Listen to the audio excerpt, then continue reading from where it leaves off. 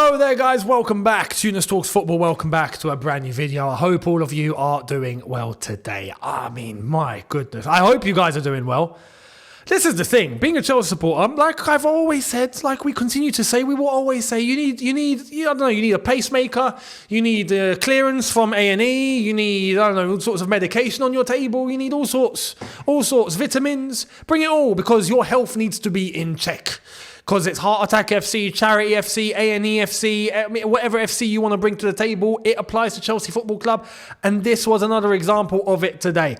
Chelsea, I actually find it quite bewildering to be able to say we are through to the semi-final of the Carabao Cup after having seen what we saw. Incredible that I can actually come on and say that. But it was a matter of adjustments and things that worked in our favour towards the end of the game that really could have, right, and should have worked in our favour earlier in the game.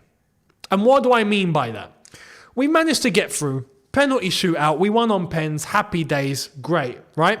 But that performance as a whole, the first goal we conceded was just an absolute Sunday League calamity, yeah? Proper Sunday League joke, right? And that was Newcastle's bit of luck. And we're very, very lucky and happy to say that we managed to get our stroke of luck that came towards the very dire minutes of the game. Happy days. But that mistake we made in the first half to go 1-0 down was just an absolute calamity, yeah? Shocking. How did that happen? Levi Colwell's pass into Caicedo, nowhere near. Caicedo's chasing. Callum Wilson in between Silva, in between Badiashile. Badiashile, I don't know what he tries to attempt. And he's literally let Callum Wilson keep moving past him, slotted it in, past Petrovic, 1-0, and we've just got our tails in between our legs, right? And from that moment, nothing happened. You could just honestly think, yeah, there's no chance we're getting back into this. Playing like this, nothing's going to happen. And there was one lineup issue that I think many people had an issue with, right? That we ended up correcting in the second half. And look what happened. Funnily enough, we started the game with Colwell at left back, Disasi at right back. And I know that apparently worked against Sheffield United, but come on. This is why we have to take the context of the game for what it actually was. Because Sheffield United done nothing, yeah?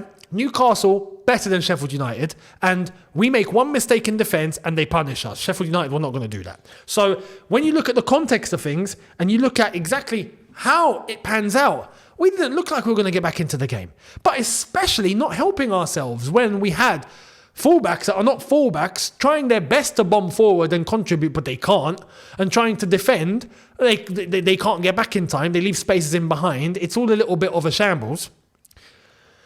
Later on in the game, and albeit there were changes in before that, because we started with Enzo Fernandez and he had to come off because apparently he was feeling unwell. They showed him after the game and he looked a little pale. I don't know what was wrong with him. Apparently Badiashile wasn't feeling too good too. I don't know.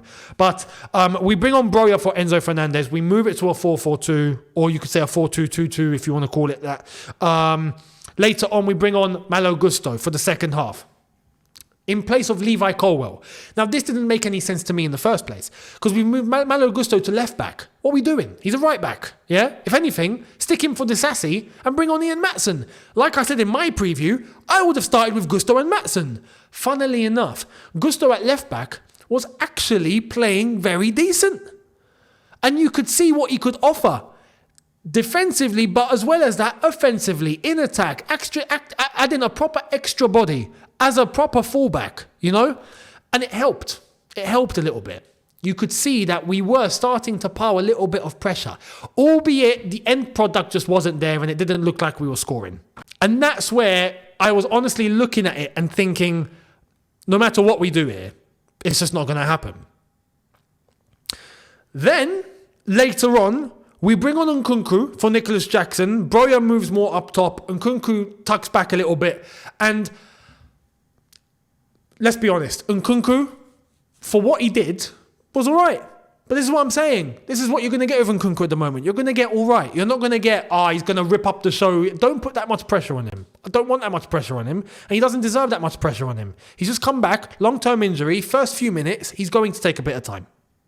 Right? So he was actually fine. In terms of his contribution, he was actually fine. Pretty good overall. Then, 78 minutes, with 12 minutes to go, we bring on Ian Maatsen for Disasi. Ian Maatsen goes to left back and Gusto goes to right back. And then look how we were playing. MUDRYK came on at the same time for Sterling as well, right? But look at the overload, and look at the amount of momentum that we were starting to move forward.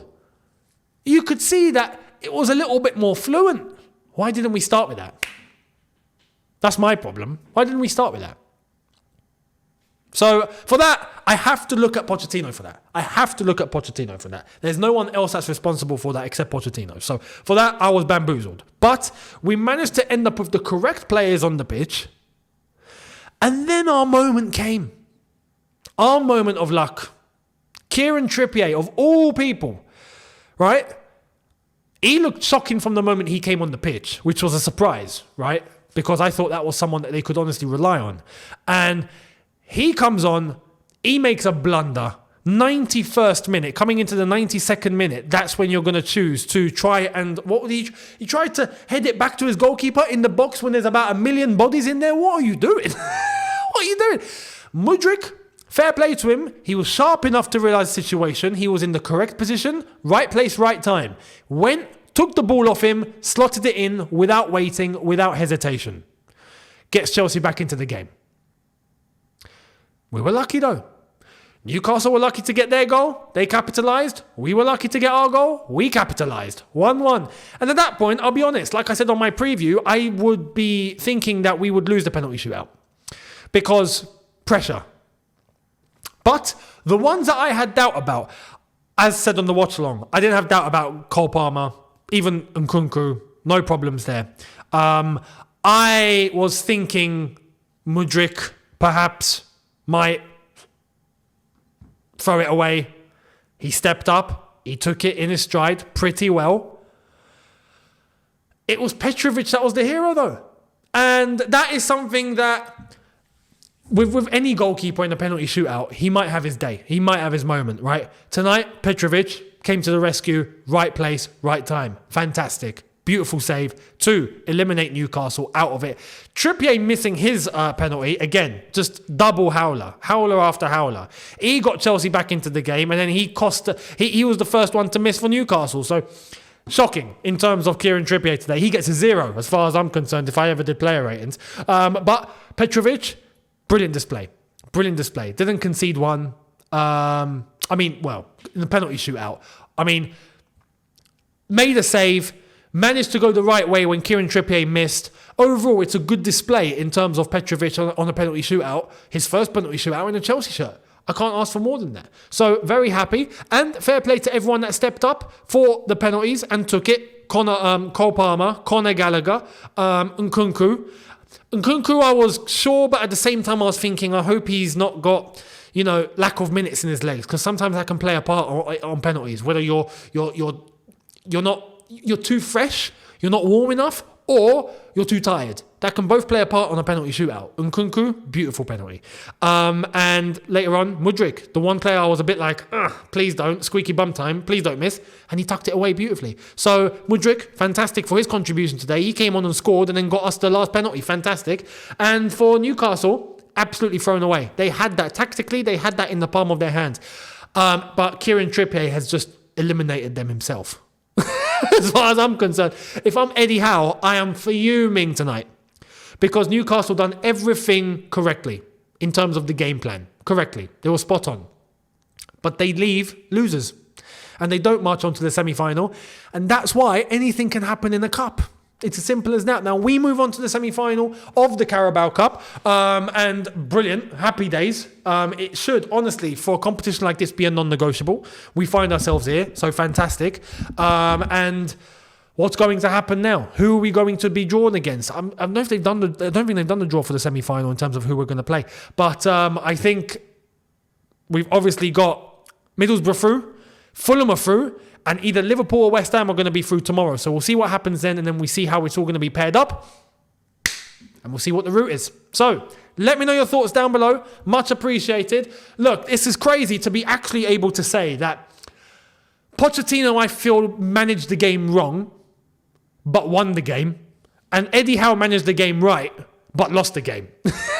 This is football. This is what can happen. And I feel it's actually pretty crazy that we ended with the team that I feel like we should have started with, minus MUDRYK, because I didn't have him. But in terms of the fullbacks, and we've ended it with that. We've got a result, and we're through. So brilliant. But at the same time, over the course of 90 minutes, yeah, Newcastle, unlucky, because they did deserve something from that game. You'd be foolish to say they didn't. So credit to us for being able to nick it when we did. Fair play to MUDRYK and fair play to PETROVIC. Those are the two players that I'm really looking at and going, yes. And we move on. Brilliant. Semi-final. Bring it on. So let me know your thoughts down below. Much appreciated. Hit the subscribe button if you haven't done so already. Hit the notification bell to be notified once I've uploaded. And I will see all of you tomorrow for a brand new one. Thank you all so much, people. See you tomorrow. Have a good one. Take care and peace.